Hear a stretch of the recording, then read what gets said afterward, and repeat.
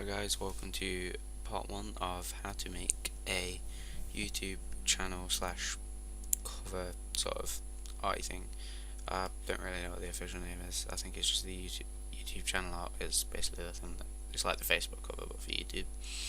Okay, so to begin we're going to need our Photoshop window open. Okay, now in this instance I'm using Adobe Photoshop CC. Now we need to open a new canvas, which because of the YouTube safe area size, which is where no matter what device you're using, you will get that amount of product, I suppose, displayed on any device. Is the resolution for that is 1546 by 423, which is what we want to first create our Photoshop canvas size to. Now, as you save this at the end, you won't be able to upload it, so you need to watch part 2 after you watch this, because if you just try and upload that, YouTube won't let you because it's too small. So then what we're going to do in part 2 is enlarge the canvas. Okay, so here's an example of an original one that I did for someone on YouTube called Salmon PC. Check his videos out, like and subscribe obviously. So yeah, that's a basic idea of what I did for him, but ours is going to be a bit different. Okay, so what we need to do now is go to our canvas, and what we're going to do is you need to have a texture or a background. Okay, now this is just a steel texture that I got from Google Images.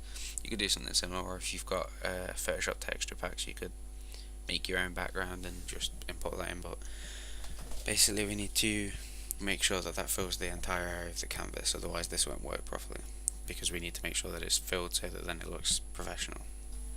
Okay, so once we've got our texture inserted, or a background, or if you want to have plain colour, then fine.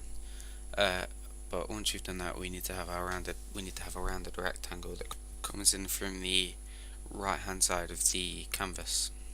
Okay, so we need to make sure that this is as close to the middle of the canvas as we can. Once we've done this, we need to change it so it's a gradient instead of just a plain colour. I'll provide the colour codes in the description and in the edit, but it's just black to grey. What we want to do is we want to add our stroke and outline, which is, or the stroke, which is the outline. Okay, that needs to be white. This will basically make the whole design contrast more, because it will show that they are, when we add the shadows, it will just stick out more. Okay, now that we've got our stroke and our gradient sorted out, obviously you can see what it's starting to look like. Now we need to add another rounded rectangle, which needs to be positioned so that it's sort of in the middle of the canvas but overlaps slightly the main border that we've just created. The reason it needs to overlap is because there's going to be a drop shadow on that, which will look really good once the whole design's finished. This is where you can have anything you want really. In this instance we're going to use Instagram names as the example once we've finished doing everything else. On this rounded rectangle as well, we need to have the exact same gradient that you should have just saved to your palette when you created the main border. So select that gradient from your palette, and then once you've done that, we want to have the same outline as that as well, with just a plain white outline. Okay, so with that done, we need to then insert one last rounded rectangle, which is just going to be slightly smaller, as you can see on the video me doing on my screen right now. So this needs to be slightly smaller. Obviously, again, you can put whatever you want on here. This will eventually have the same gradient and outline as, well, no, it won't have an outline actually, sorry, we aren't putting an outline on this one. But what we do need to do is use the rectangular marquee tool to remove a similar amount as what you can see me removing now. Okay, this is because we're going to use this to basically snap it into place against the main border.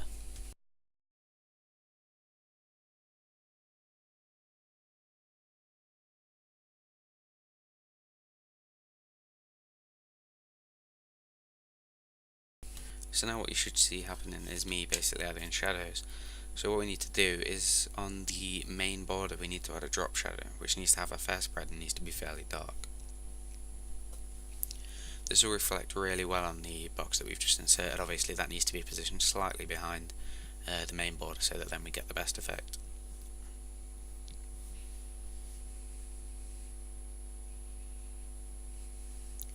We also need to have our shadow on the second border that we created, so that then that will reflect on the main border. This will all stick out really well once we add our filters, etc. Okay, so now we need to add the gradient to the smaller border that we just created.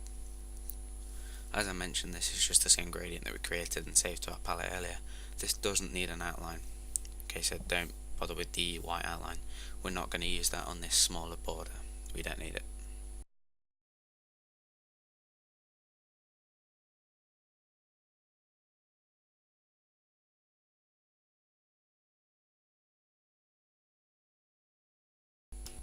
Basically what we're going to do now is insert all of our text into the areas that there should be. So obviously on the main border you're going to have your channel name, and then on the second border we made, the slightly longer one, we're going to have the whatever, I don't know, your Twitter name, your Instagram name, your Facebook name, and then the one above you can put something like a domain,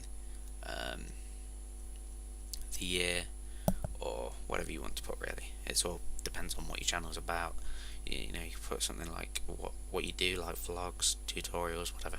Obviously if you need to make things bigger on this, do, but you know, you can make this different however you want by using different textures. It's just a basic layout that I think is good. I think it works. Okay, so